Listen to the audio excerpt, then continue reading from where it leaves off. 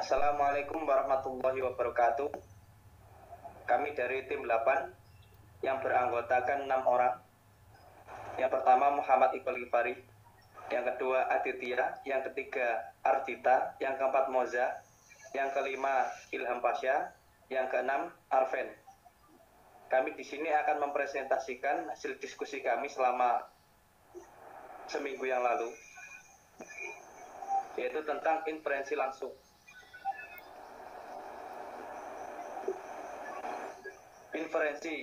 Inferensi adalah suatu proses penarikan konklusi dari satu atau lebih proposisi. Inferensi dibagi dua. Yang pertama, inferensi langsung. Yang kedua, inferensi tidak langsung.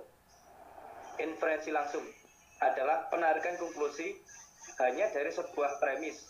Konklusi yang ditarik tidak boleh lebih luas dari premisnya.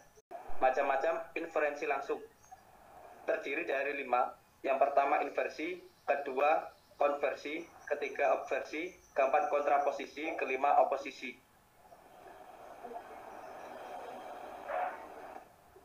Inversi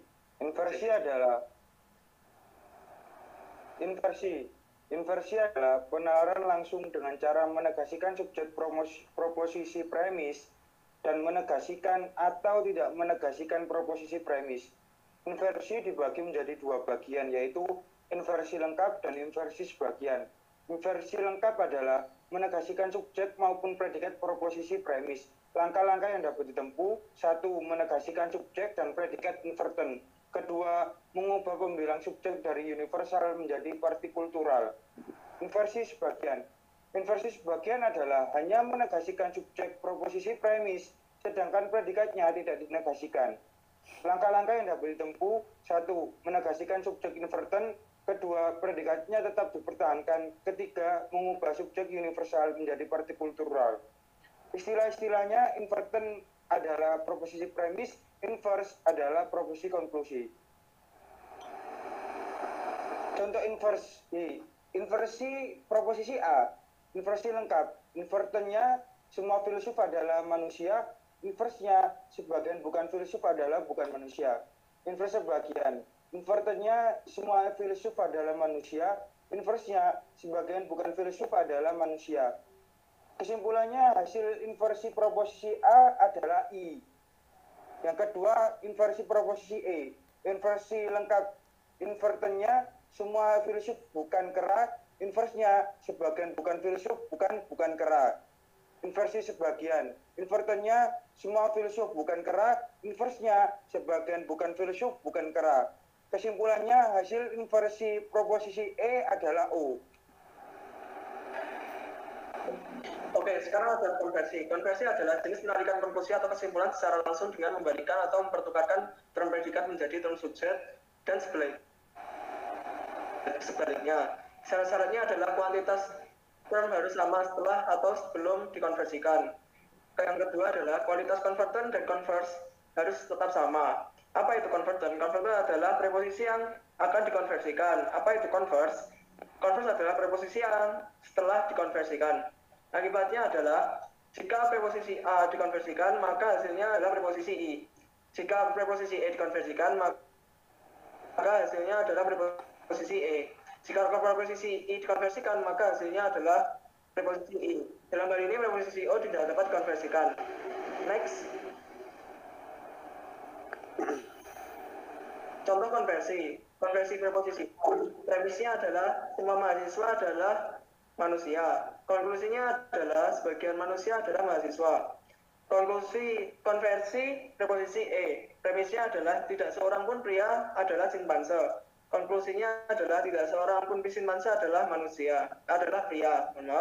Konversi preposisi I. Premisnya adalah beberapa karyawan adalah ojek online. Konklusinya adalah beberapa ojek online adalah karyawan. Dalam hal ini konversi preposisi O tidak dapat dikonversikan. Terima kasih. Ardita, silakan. Obversi adalah penalaran langsung yang konklusinya menunjukkan perubahan proposisi kendatipun maknanya tetap dan tidak boleh berubah. Adapun kualitas obverten dan obverse harus tetap sama. Nama lain dari obversi adalah prinsip negasi ganda atau double negation. Proses yang ditempuh dalam melakukan obversi adalah satu, jika proposisi premis afirmatif diubah menjadi negatif, sedangkan jika proposisi premis negatif diubah menjadi afirmatif. Langkah berikutnya adalah nomor 2, yaitu menegasikan term predikatnya.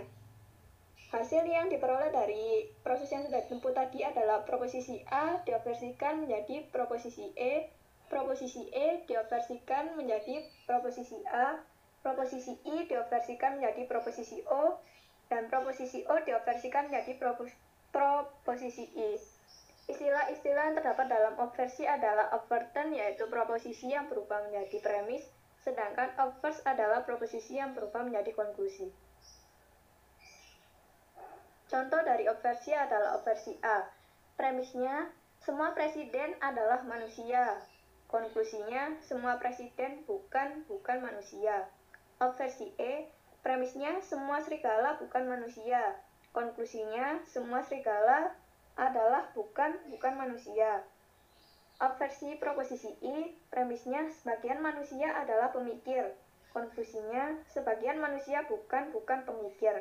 Obversi proposisi O, premisnya sebagian manusia bukan pelawak, sedangkan konklusinya sebagian manusia adalah bukan pelawak.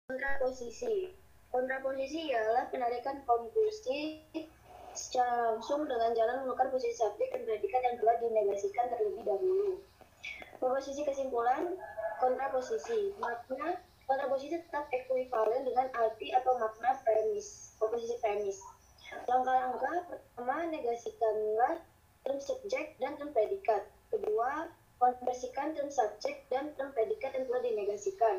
Hasil, hanya ada dua jenis premis yang dapat dikontraposisikan, yaitu proposisi A dan O, sedangkan E dan I tidak dapat dikontraposisikan.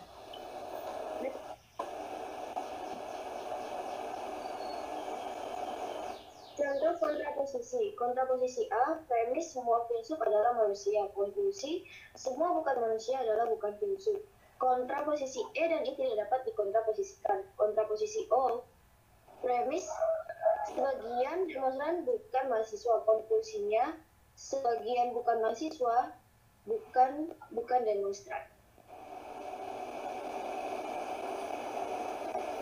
Ya baik, selanjutnya ialah oposisi. Oposisi adalah pertentangan antara dua pernyataan atas dasar pengolahan term subjek dan term predikat yang sama. Jadi sederhananya ialah dalam suatu kalimat terdapat dua perbedaan, yaitu dalam perbedaan itu ada yang benar ada yang salah. Hubungan proposisi A, I, dan O. Yang pertama, kontrari. Oposisi antara A dan E. Yang kedua, subkontrari. Oposisi antara I dan O. Yang ketiga, subalternasi. Oposisi antara A dan I dan antara E dan O. 4. Kontradiktori. Oposisi antara A dan O dan antara E dan I. Next. Nah, ini merupakan contoh oposisi dalam bentuk tabel. Jadi ini bisa lebih memudahkan untuk mengubah sebuah kalimat dan mengetahui perbedaan-perbedaannya.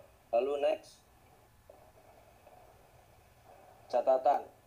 Yang pertama, kontrari. 1. Jika proposisi A benar, proposisi E salah. 2. Jika proposisi E benar, proposisi A salah. Lalu yang kedua adalah kontradiktori. Yang pertama, jika proposisi A benar, proposisi O salah. Jika proposisi O benar, proposisi A salah.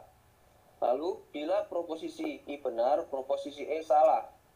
Lalu yang terakhir, bila proposisi E benar, proposisi I salah. Lalu yang ketiga ada subalternasi. Yang pertama, jika proposisi A benar, proposisi I benar. Lalu jika proposisi I benar, belum tentu proposisi A benar. Lalu berikutnya, jika proposisi E benar, proposisi O benar. Lalu jika proposisi O benar, belum tentu proposisi E salah. Lalu yang terakhir ada subkontrari. Yang pertama, tidak mungkin keduanya salah, dan bisa pula keduanya benar. Sekian, terima kasih.